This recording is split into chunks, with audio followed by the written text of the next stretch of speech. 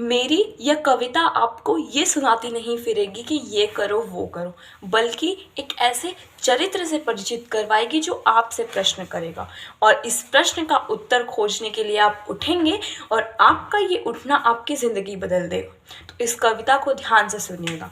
ये चरित्र है प्रभु श्री राम का।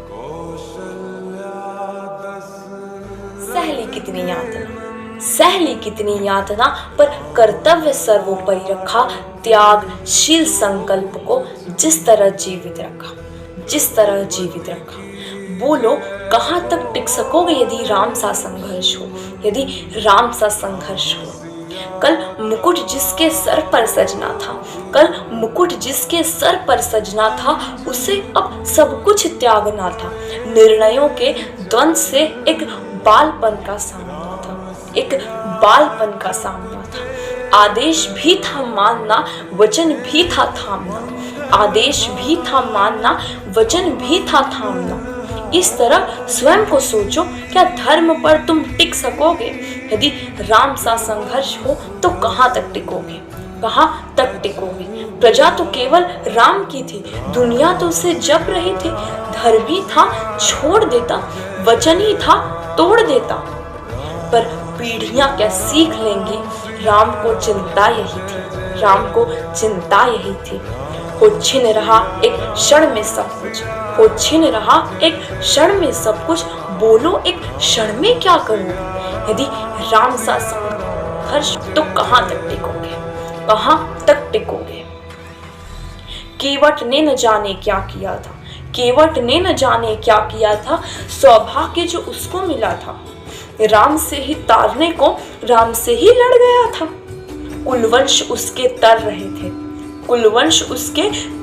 थे, सब राम अर्पण कर रहे थे।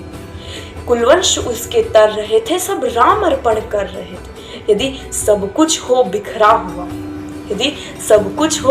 हुआ, तुम सहज सरल कब तक रह सकोगे? यदि राम सा संघर्ष हो तो कहाँ तक टिकोगे? बोलो कहाँ तक टिकोगे? है याद वो घटना तुम्हें, जब राम थे वनवास में, सिया हर ली गई थी, तब कौन था उनके साथ में?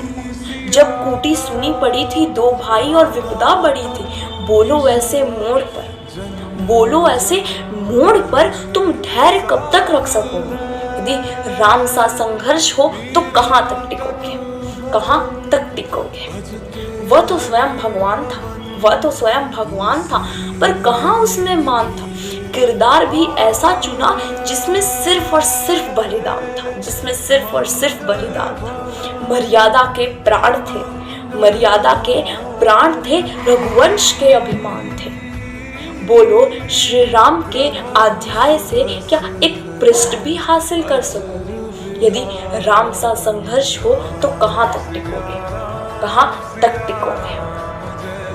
व्यथा बस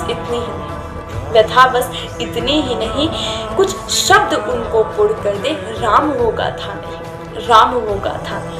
जब तपे संघर्ष में तब हुए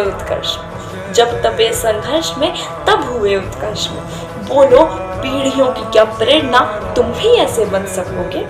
यदि राम सा संघर्ष हो तो कहाँ तक टिकोगे?